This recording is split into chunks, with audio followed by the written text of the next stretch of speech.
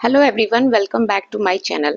आज मैं एक लड्डू की रेसिपी लेके आई हूँ। ये लड्डू मखाने से बनाए हैं, जिसमें मैंने आटे का इस्तेमाल नहीं किया है।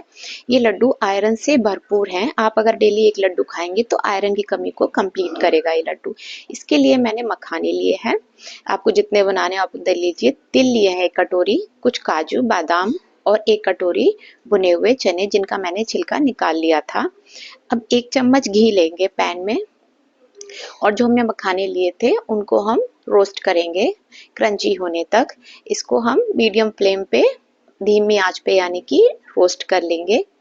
5 मिनट में ये रोस्ट हो जाएंगे। जब ये क्रंची हो जाएं तब इनको निकाल के मैंने सेपरेट बर्तन में रख लिया है। अब सेम बर्तन में ही मैंने काजू और बादाम लिए हैं, इनको भी रोस्ट करेंगे ताकि हम बाद में पाउडर करें तो अच्छा पाउडर बन सके। तो इसके लिए मैंने थोड़ा सा घी डाला था। घी से इसका फ्लेवर और अच्छा आएगा, इसीलिए डाला है, नहीं तो आप ये छोड़ भी सकते हैं यहाँ पे।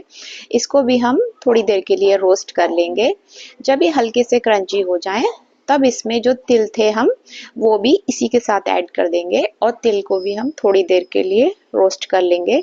इन तीनों चीज को एक साथ रोस्ट कर लेंगे। देख सकते हैं तिल बहुत जल्दी भुन जाते हैं तो बाद में डालेंगे। फिर 2-3 मैंने हरी इलायची भी इसमें डाली थी ताकि वो भी करारी हो सके और अच्छे से पिस सके। इनको आप सेपरेट बर्तन में निकाल लेंगे और ठंडा होने देंगे। उधर जो मेरे भुने हुए चने थे उनको मैंने पाउडर कर लिया था। पाउडर करने के बाद हम इसको भी थोड़ा रोस्ट करेंगे। हालांकि ये भुने हुए चने का है तो रोस्ट करने की ज़रूरत नहीं है, लेकिन अगर हम करेंगे तो फ्लेवर और बढ़ के आएगा। तो 1 चम्मच घी लिया है और उसमें मैंने ये पाउडर डाला है चने का, और इसको भी मैंने 3-4 मिनट के लिए रोस्ट कर लिया था धीमी आंच पे। ये करने से फ्लेवर और बढ़ के आएगा, नहीं तो ऐसे भी डालेंगे तो चलेगा। इसको रोस्ट करने के बाद धीमी आंच पे इसको भी मैं ठंडा होने दूंगी और इसको रख लेंगे। अब जो काजू बादाम और तिल थे उसको ग्राइंडिंग जार में डालेंगे। सेम ग्राइंडिंग जार लिया था जिसमें मैंने चने पीसे थे, उसी में मैंने ये काजू बादाम और तिल पीस लिए हैं, इनको पाउडर कर लिया है।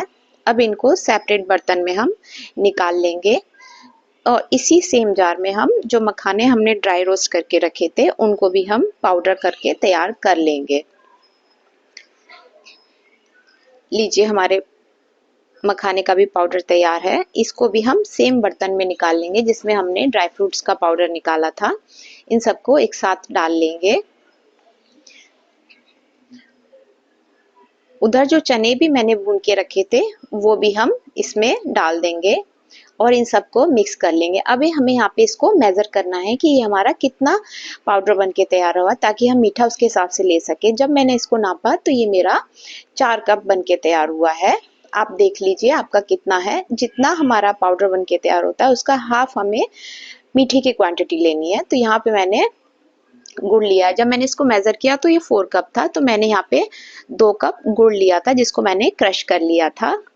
अब पैन लेंगे, उसमें 1 टेबलस्पून घी लेंगे और उसमें ये क्रश किया हुआ गुड़ डाल देंगे। यहाँ पे कोई पानी ऐड नहीं करना है। धीमी आंच पे इसको मेल्ट करेंगे।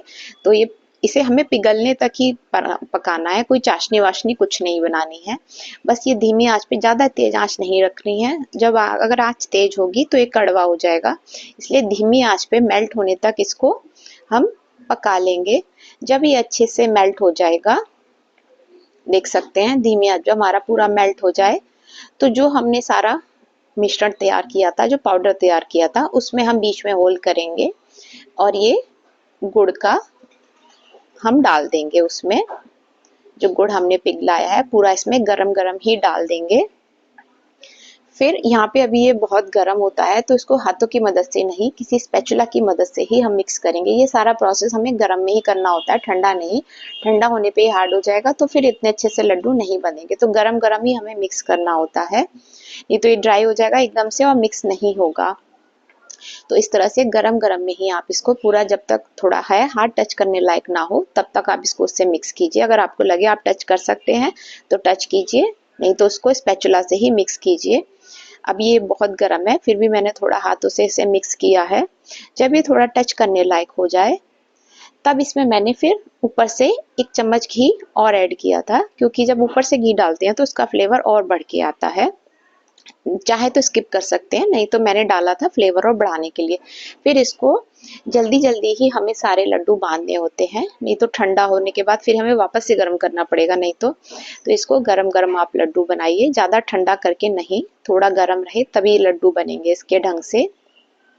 तो आप सारे लड्डू बना के तैयार कर लीजिए। देखिए कितने टेस्टी लड्डू बन के तैयार हैं। ये लड्डू आयरन और कैल्शियम से भरपूर है, साथ ही हमने चने लिए हैं तो प्रोटीन से भी भरपूर है। तो अगर आप एक लड्डू खाएंगे तो आपको दिन भर भूख नहीं लगेगी। लीजिए हमारे टेस्टी से लड्डू बन के तैयार हैं, आप भी ट्राई कीजिए। ये कैल्शियम की कमी को और आयरन की कमी को पूरा करते हैं। Thanks for watching.